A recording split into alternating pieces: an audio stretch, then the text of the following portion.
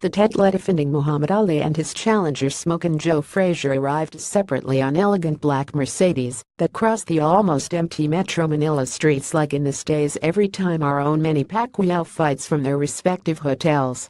Like in the various social functions and press conferences the duo jointly attended, Ali arrived first followed by Frazier as both, from the time they fought first, made it known not to be seen together at any given time except when they called on President Marcos and First Lady Imelda at Malacanan Palace, where they were forced to arrive together albeit on separate cars and stay together in one room for a couple of hours.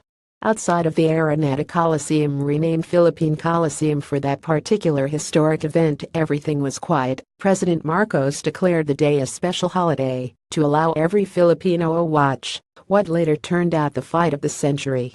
The thrilla in Manila was won that morning of October 1, 1975. The air-conditioned Coliseum was hot owing to the capacity 28,000 people, including the first couple, which occupied every space available they can sneak their way in. As the fight progressed, the atmosphere was evented as crowd grew to standing room only 32,000. The 15-round collision turned to be a three-stage contest with Ali, as he was known to, started like a house on fire in the first 5 rounds and Frazier bulldozing his way in the next 5. The last 4 sessions were the deciding rounds as the duo battled their way in fierce exchanges as there was no tomorrow, which it really was. When the smoke of battle was gone in the 14th, Frazier's manager-trainer decided he and the millions inside and outside the arena had seen enough and called it a day to the strong objection of Smokin Joe, of course. His pupil, to Eddie's mind and everybody else's, has sustained terrible beating. Joe had the warrior's heart, a big fighting will that was telling him to go on. At that moment, Fudge remained his saner voice to tell Joe that he must not. "Joe, I'm going to stop this," he was heard of saying, while Joe stood on his stool to resume fighting. "No, Eddie, no. Don't do this to me," Joe shouted back in a barely comprehensible words. Joe kept pleading, heard by newsmen sitting in the press row below his corner. But at that moment, and as always in his long years spent as father to his wards, Fudge knew best.